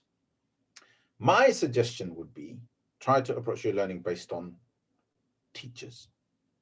Find people who you trust, learn from them, right? And let them guide the process for you. Simply because there's simple practical considerations like accessibility, right? You've all got access to me. You probably end up with a nice, consistent kind of understanding of religion if you took your learning from me, but it would be the same if you took it from someone else, right? But I've just given you a framework that kind of helps you understand that actually there's these fundamentals that everybody agrees on, and then these differences of opinion that people sometimes squabble over and argue over and fall out over are not such a big deal. So then what's important to you? What's important to you is what's practical. Your practice, what you practice in religion. Your spirituality is important to you. Your character is important, right? Your character is important. Your personality is important. These are things that are important. How do they fit into Islam? These are some of the fundamental teachings of Islam, right? The fundamental teachings of Islam are the fundamentals that we must believe in, right? The fundamentals that we must practice, those key questions of obligation, prohibition, things I must do, things I mustn't do, and things that are recommended for me to do, things that are reprehensible for me to do, right? So things that we do. There is a third category that we haven't discussed at all, but it actually falls within the category of the fundamentals because the Quran speaks about them. And that is the question of character, which includes our spirituality, our connection to Allah, our consciousness of Allah, our love of Allah, our love of the Prophet ﷺ, our fear of Allah, right? Our generosity, our compassion, our forgiveness, our forbearance, our patience. These are fundamentals of the Quran, right? But we're getting distracted from all of that because of sectarian differences. So if they confuse you, ignore them. All right. And if you want further justification, we'll have another session and we'll talk about it some more, inshallah. And I will, again, it's a blatant plug, but I will encourage you to at least take the course, How to Protect Your Iman in Today's Climate. It's on the website, mawaridlifestyle.com. Hopefully you know that by now. If you don't, have a look. Do the course because it will go into the kind of the ins and outs, how Islam works as a faith in detail. And it will contextualize all of this, hopefully in a way that is going to be somewhat undeniable, I reckon. Inshallah ta'ala, even though I say it myself. Okay, so in summary, please could you recommend what we can... Look, can I give you guys a rule of thumb? If people are calling you to their group and calling you away from others, just be wary. But within the Sunni paradigm, there are valid, serious issues and serious differences of opinion within Islam. Yes, I'm a Sunni, and obviously I'm going to say that. A Shia person is going to say, well, he's a Sunni, obviously he's going to say that. Yes, but there are good reasons for it. If you guys want to have a conversation about that, we can. But I don't have to kind of worry about that question because 85% of the Muslims of the world are Sunni. So for me, it's like, yes, it's important at some level, but I'm facing questions from Sunnis about their faith and about things that confuse them in their faith. And for them, I would say, beyond the kind of within the Sunni paradigm, just, I'm not saying reject, I'm not saying criticize, I'm not saying attack, none of that. I'm just saying just beware and be cautious around people and messages that tend to constantly go on about we're on the right and everybody else is on the wrong. And that's not, I'm not targeting a group here. Every group has an element of that. When groups do that, perhaps ignore that element. Things that are good, consistent with some of those fundamentals of the Quran and so on, go ahead and practice them, provided there isn't there isn't a clear and obvious reason why what they are doing is impermissible. What might be clear and obvious? They're doing something that the vast majority of scholars say is impermissible. You've asked 10 different scholars, they've all said this is impermissible. Okay, now you should get worried and perhaps avoid that practice. Okay, inshallah. And there are principles around caution as well in Islam that I think some of you know very well. There are some famous hadiths about this. Okay, inshallah. Within Salafis, Deobandis and Baris, it seems like there's different subgroups. Okay, so I think I've touched on that. So if you don't mind, I'm going to skip that question. There seems to be the biggest variation within the Barelvi group itself in terms of little things they may or may not do. But I think you answered the question because you said they're little things. So we can go into it, but there's no need. There's no point in it. At the end of the day, you have teachers who you're going to take deen from, and they will influence your thinking. If I was to be objective about it, then there are areas of concern for every group. And really, it depends. Are they saying things that are about belief? If they say something that is about belief and that seems strange, then double check it. If it's about practice, okay, it's not such a big deal. If unsure, don't do it. If you don't celebrate the Mawlid, what difference does it make? And if you do, then there's many, many scholars, historically and today in the Muslim world, who allow it. And many people will think, how can he say that, etc., etc. Well, you're thinking that because you think I'm a Deobandi. How can I say that? But that's the truth. The truth is, I've been to Syria and people celebrate the birthday of the Prophet ﷺ there. People do it in Egypt, they do it in Yemen, they do it in India, Pakistan, Bangladesh, they do it in the UK, right? Yes, be a bit more cautious around belief-based content. We believe X, we believe Z. That's not kind of among the fundamentals of Islam. Yeah, then you got to be careful and perhaps don't believe that or don't accept that at face value and check that. Okay. All right. So when it comes to differences within modern day Sunni groups, how does a layperson navigate between all of these differences? Hopefully I've answered that. All right. We can still talk. Some of you are my students, so we can still talk about it. You can, if you want to continue discussion with me, then you can join our Telegram channel, which I did post somewhere at some point, but it's probably ended up going all the way up to the top. But I'll post again. There you go. Somewhere here, if I can. There it is. That's the Telegram channel, and on the YouTube, and that'll basically give you access. I just hope we don't end up getting trolled again. A bit worried about publicizing these things now. I teach young children, and they do ask things like, where is Allah subhanahu wa ta'ala? Is it sufficient to say he is above the heavens and the earth? Yeah, it's sufficient to describe Allah subhanahu wa ta'ala how he's been described by the Quran. This is the preferred view of the vast majority of the Ummah, including the Ash'aris and the Maturidis. The only difference is the Ash'aris and Maturidis go a little bit further and allow for certain interpretations to help people avoid confusion. But they accept that the best way is to just go with what the Quran says about Allah subhanahu wa ta'ala. If the Quran says Allah subhanahu wa ta'ala is in the heavens, then we can say that. It's legitimate for us to say that. There is a little bit of gray in that we've actually translated it. But if you can say Allah subhanahu wa ta'ala is above the heavens, it's not a problem. It's fine, inshallah ta'ala, okay? But don't say things that the Quran hasn't said in translation. That's perhaps you have to be careful. Does Allah have hands and limbs? A vague answer, a general rule of thumb to questions about what Allah physically is like. A rule of thumb is we don't know, because Allah subhanahu wa ta'ala is unlike anything in creation. Because whatever you might say, it will associate, in a child's mind, it will associate Allah to creation. In a child's mind. To an adult, you can explain. But in a child's mind, it will associate Allah to creation. So therefore you say, well, Allah subhanahu wa ta'ala hasn't told us about his physical appearance. That's not what the Quran has tried to do. It's mentioned, it's made certain references to certain limbs, but it's not said, it's not given like a description. There isn't a description in the Quran of Allah subhanahu wa ta'ala's physical appearance.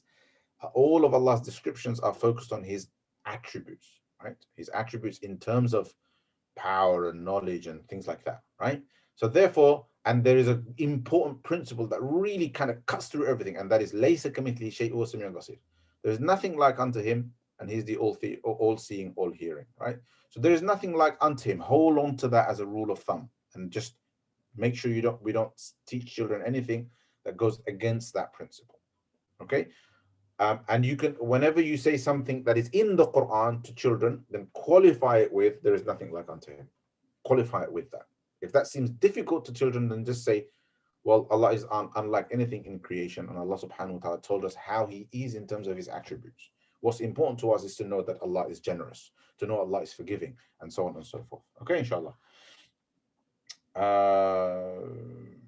Okay, sorry, some of these I'm gonna have to now skim because I'm really worried that it's going too far. I don't know how some of you are still here, but okay.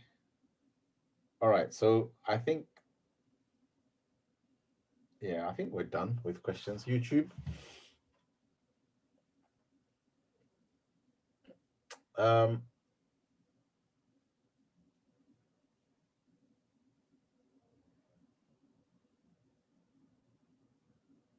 Salafists are not atheists. They they ascribe limbs, etc. Yeah, so brother, look, this idea of what people are and what they aren't, the only way to establish something like that is to honestly listen to people's views from their scholars, not from people on the ground. If you listen to a Deobandi talking about Deobandism, it wouldn't take too long for them to say something wrong and misrepresent it. If you listen to a Brelvi talking about Brelvism, it wouldn't take long for them to misrepresent it. The only people that can represent a particular school of thought are the people who are competent scholars in that school of thought.